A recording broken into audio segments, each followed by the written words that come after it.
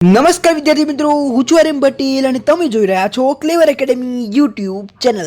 તો આજના વિડીયોની અંદર આજે આપણે જોવાના છીએ ધોરણ 11 વિષય સ્ટેટ આઈએમપી દાખલાને સાથે થિયરી પણ જોવાના છે। 50 માંથી 50 આવે એવા આઈએમપી વિડીયોની અંદર આપીશ જે તમને સેકન્ડ એક્ઝામ 2024 ની અંદર ઘણા બધા યુઝફુલ થવાના છે। વિડીયોને એન્ડ સુધી જોતા રહેજો। તો ચલો વિદ્યાર્થી મિત્રો, તમારો ટાઈમ વેસ્ટ ન કરતા વિડીયોની શરૂઆત કરીએ।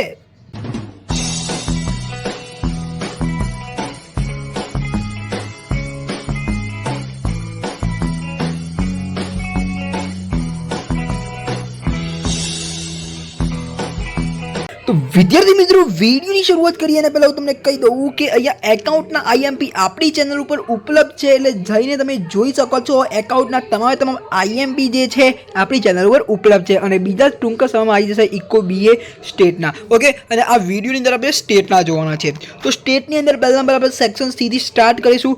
સેક્શન સીની અંદર ચેપ્ટર નંબર 1 માહિતીનું એકત્રીકરણ, એના આઈએમપીની વાત કરી લઈએ તો માહિતી એટલે શું, એટલે માહિતીની વ્યાખ્યા પૂછાઈ શકે।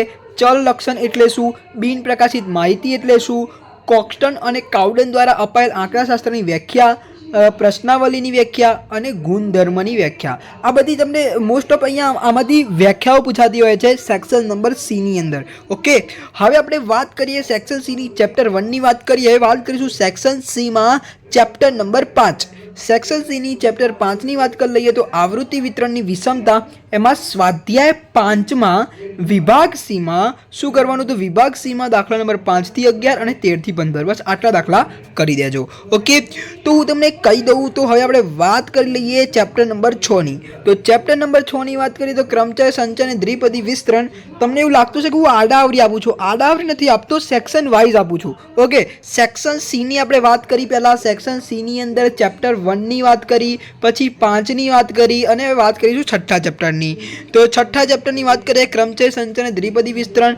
આ જે ચેપ્ટર છે બહુ ઇમ્પોર્ટન્ટ ચેપ્ટર છે, બરોબર।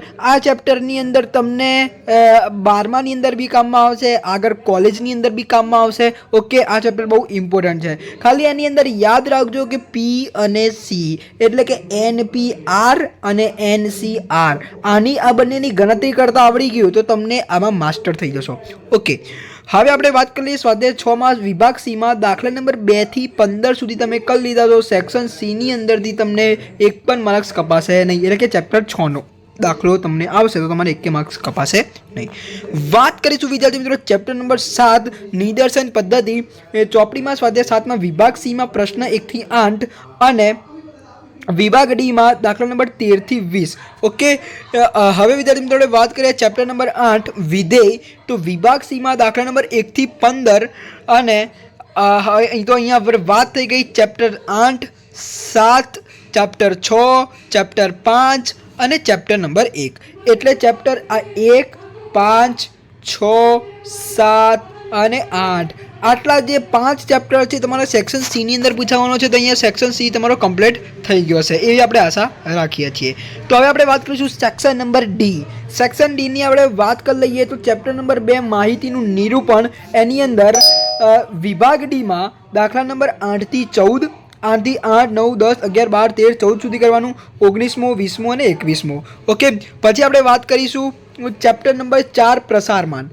આ 2 પૂરું થયું, હવે ચોથું આ વિભાગ ડીની વાત કરી રહ્યો છું। ઓકે, સેક્શન ડીમાં દાખલા નંબર 9 થી 13, બરોબર। પછી આપણે વાત કરીશું ચેપ્ટર નંબર 5 આવૃત્તિ વિતરણની વિષમતા। તો વિભાગ ડીમાં દાખલા નંબર 3, 5 અને 5 થી 13, એટલે 5, 6, 7, 8, 9, 10, 11, 12, 13 કરવાનું। ઓકે, હવે આપણે વાત કરીએ વિદ્યાર્થી મિત્રો ચેપ્ટર નંબર 6 ક્રમચય, સંચય અને દ્વિપદી વિસ્તરણ। પહેલાં જ તમને કહી દીધું છે કે આ ચેપ્ટર ઇમ્પોર્ટન્ટ છે, કોલેજની અંદર બી કામમાં આવશે, 12માની અંદર બી કામમાં આવશે, બધું ઇમ્પોર્ટન્ટ છે, બરોબર। એટલે એમાં મેં બહુ બધા દાખલા આપેલા છે।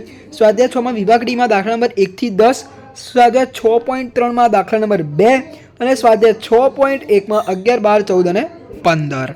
ઓકે, તો હવે આપણે વાત કરીશું ચેપ્ટર નંબર 6। ફરીથી ચેપ્ટર 6 કેમ આવ્યું, કારણ કે સેક્શન નંબર ઈ, અહીંયા સેક્શન ડી પૂરો થયો તો સેક્શન ડીની અંદર કયા કયા ચેપ્ટર છે જોઈ લો। ચેપ્ટર નંબર 6 છે એક, ચેપ્ટર 5 છે અને ચેપ્ટર 4 છે અને 2 છે, બરોબર। સેક્શન ડીની આપણે વાત કરીએ તો બીજું, ચોથું, પાંચમું અને છઠ્ઠું આ 4 ચેપ્ટર છે। ઓકે, આઈ હોપ કે તમને ખબર પડી ગઈ હશે. હવે આપણે વાત કરીશું સેક્શન ઈ. સેક્શન ઈની વાત કરીએ તો ચેપ્ટર નંબર 6 કર્મચારી સંચાલન ત્રિપદી વિસ્તરણ. તો અહીંયા સ્વાધ્યાય 6.1 6.2 મેં આખા કેમ આપી દીધા? તો સેક્શન સી અને ડીની અંદર મેં તમને જે આઈએમપી આપે એમાં 6.1 અને 6.2 આવી ચૂક્યા છે. 2 આવી ચૂક્યા છે એટલે કે હવે થોડાક દાખલા બાકી ગયા છે એટલે મેં આખા આપી દીધા. સ્વાધ્યાય 6.3 ની અંદર દાખલા નંબર 3 અને 4 બરોબર. હવે આપણે વાત કરીએ ચેપ્ટર નંબર 8 વિધેય.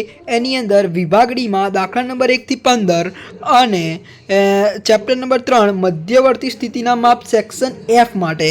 આ સેક્શન ઈની વાત થઈ ગઈ. સેક્શન ઈની અંદર 6ઠું અને 8મું આવશે. બરોબર. હવે વાત કરીશું સેક્શન એફ. સેક્શન એફની અંદર ચેપ્ટર નંબર 3 અને 5 આવશે. બરોબર. મધ્યવર્તી સ્થિતિના માપ એની અંદર દાખલા નંબર 1 થી 8 કરી લેશો તો તમને ક્યાંય પણ તકલીફ પડશે નહીં. અને ચેપ્ટર 5ની અંદર દાખલા નંબર 1 થી 6 કરી લેશો વિભાગ એફમાં. વિભાગ એફ સ્વાધ્યાય 5માં વિભાગ એફમાં દાખલા નંબર 1 થી 6 કરી લીધા તો તમને ક્યાંય વાંધો પડશે નહીં. તો વિદ્યાર્થી મિત્રો અહીંયા જોઈ લેજો. સાથે સાથે તમને બ્લુ પ્રિન્ટ મળી ગઈ હશે, સાથે સાથે આઈએમપી પણ મળી ગયા છે.